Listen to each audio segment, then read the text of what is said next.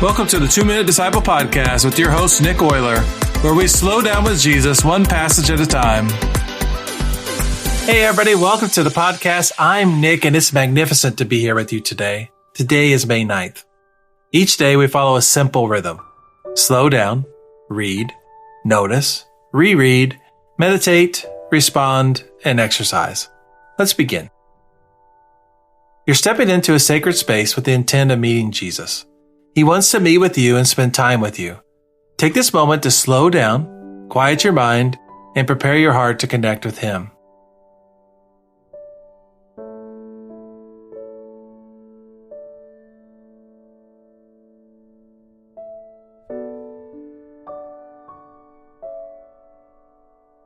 Close your eyes, take a deep breath in, and slowly release it. As you inhale, whisper, "Jesus, you are enough." As you exhale, pray, "Let me not demand more." Do this 3 times, then rest in His presence.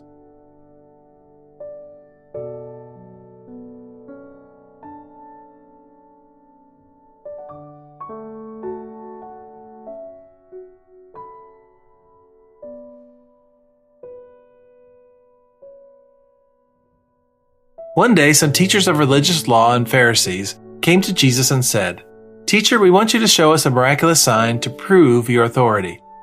But Jesus replied, "Only an evil, adulterous generation would demand a miraculous sign. But the only sign I will give them is a sign of the prophet Jonah. For as Jonah was in the belly of the great fish for 3 days and 3 nights, so will the Son of Man be in the heart of the earth for 3 days and 3 nights."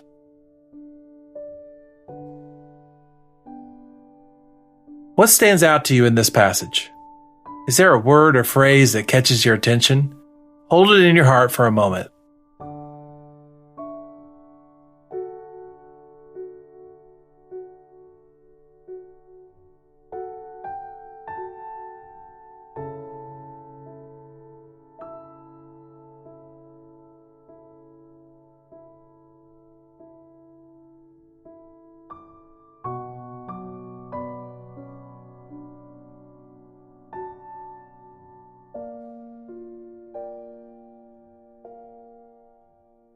Hear these words again and notice what Jesus points to as the only sign that will be given. Not a spectacle, but a death and a resurrection. One day, some teachers of religious law and Pharisees came to Jesus and said, "Teacher, we want you to show us a miraculous sign to prove your authority." But Jesus replied, "Only an evil, adulterous generation would demand a miraculous sign. But the only sign I will give them is the sign of the prophet Jonah. For as Jonah was in the belly of the great fish for 3 days and 3 nights, so will the Son of Man be in the heart of the earth for 3 days and 3 nights.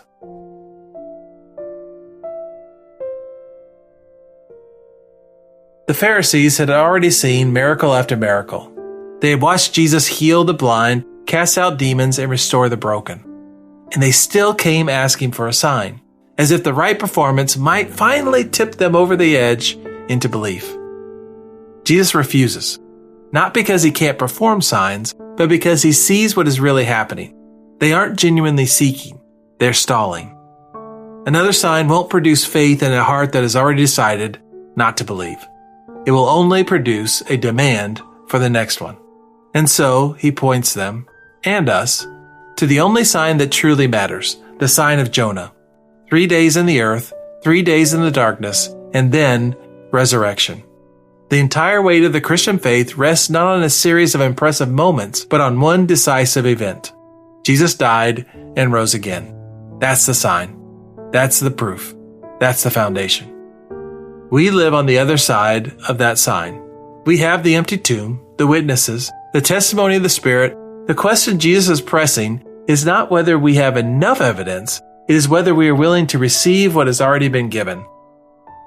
Take a few moments to reflect on this question.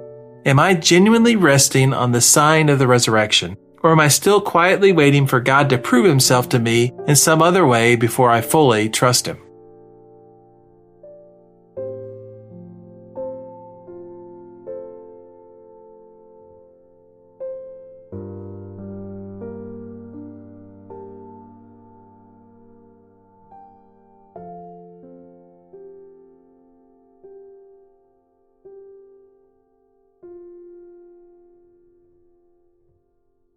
Jesus, you gave the greatest sign possible.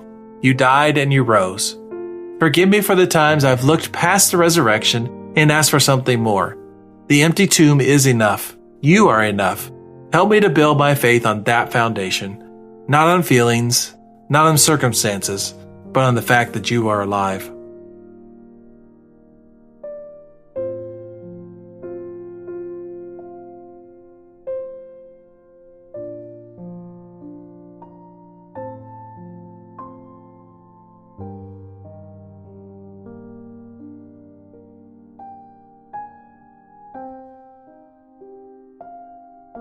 The rush of life will meet you again when you leave this sacred place, but you can carry this moment into your day by forming new habits. Today's habit, anchoring the resurrection. Today's habit is a simple act of remembrance. At least 3 times today, morning, midday, and evening, pause and remind yourself of this one fact. Jesus died and rose again.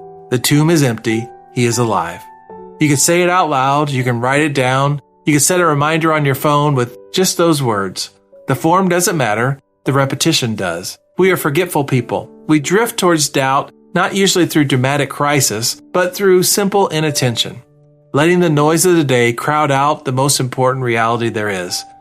This habit pushes back against that drift. Every time you return to it today, pray, Lord, this is enough. You are alive, and that changes everything.